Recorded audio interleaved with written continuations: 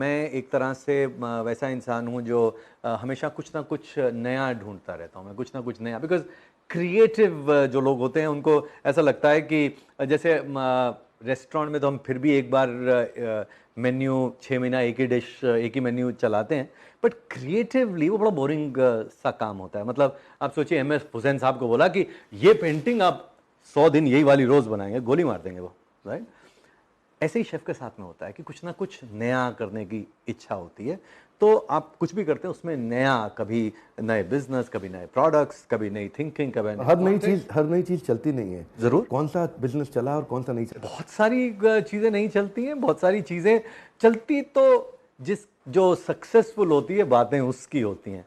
Restaurant opening की party होती है, रेस्टोरेंट जब बंद होता है उसकी कोई पार्टी नहीं करता। सेलिब्रेशन लोगों को वही पता होती है कि जिसके बारे में पता होता है कि अच्छा ये सक्सेसफुल हो गया, ये हो गया। तो बहुत सारी ऐसी चीज़ें जो ट्राई करते हैं जो नहीं तो कौन से होती है। बिजनेस में तकलीफ आई आपको? सारे बिजनेस में तकलीफ आती है। Business by nature of it is तकलीफ, बट वो तकलीफ को ये समझ के कि ओह तकलीफ है कंबल ओढ़ के बैठ गए, नहीं तकलीफ है तो लड़ने के लिए तैयार होना चाहिए। सो मतलब हमने बहुत बहुत सारी चीज़ों में हाथ पैर मारे। कई चीज़ें जो हैं करी। जब टीवी चैनल के लिए सोचना शुरू किया तो बाहर मैं गया, बीबीसी के साथ यूके में मीटिंग के लिए गया। मीटिंग फिक्स हुई, सब कुछ जगह खर्चा करके हम लोग गए, वहाँ पे लोग हमें मिले ही नहीं, वो वहाँ के एमडी। तो मुझे गुस्सा आया कि अच्छा ऐसा मतलब कि इतना ज़्यादा हमें सोचते हैं, अब तो मैं खुद ही करूँगा, कैसे भी होगा इसको मैं खुद करूँगा। और ये क्यों सोचा कि टीवी चैनल करूँगा?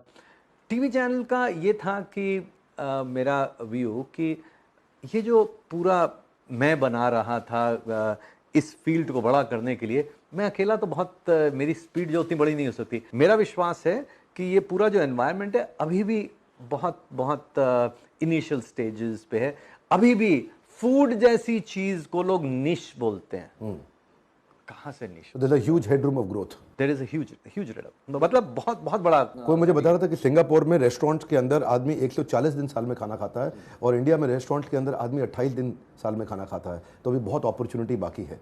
तो ये मतलब कई बार ये कॉन्ट्राडिक्टरी हो जाते हैं, but that's why you have to hedge your bets. तो मतलब कि जो आउटडोर ईटिंग है वो रेस्टोरेंट में आप बाहर जाके खाते हैं। अब तो खैर रेस्टोरेंट से खाना भी घर पे आ जाता है, लेकिन घर पे खाना बनाना, क्योंकि for health of a family, health of a country, आपको जो घर का बना हुआ खाना है, मतलब अगर तो उसके लिए वंडर शेफ ज़रूरी है। सिंगापुर, हांगकांग जैसी कंट्रीज़ में किचन का साइज़ छोटा होना शुरू हो गया, but that may not be very good for a country जहाँ पर जो लाइफस्टाइल डिजीज़ हैं इतनी रेट से बढ़ रही हैं, तो उसमें हेल्दी खाना बहुत ज़रूरी होता है। That's where something like Wonderchef is important, very close to my heart. तो मैं हमेशा ऐसा सोचता रहता हूँ कि कुछ ऐसा किया जाए विच आप क्या इम्पैक्ट क्रिएट कर रहे हैं। It is not money follows, पैसा जो है वो आ जाता है। If you are able to create real impact, real impact. Real impact, that is critical. मतलब you should touch lives of people in a real meaningful way. The day people get that trust in you, it becomes easy.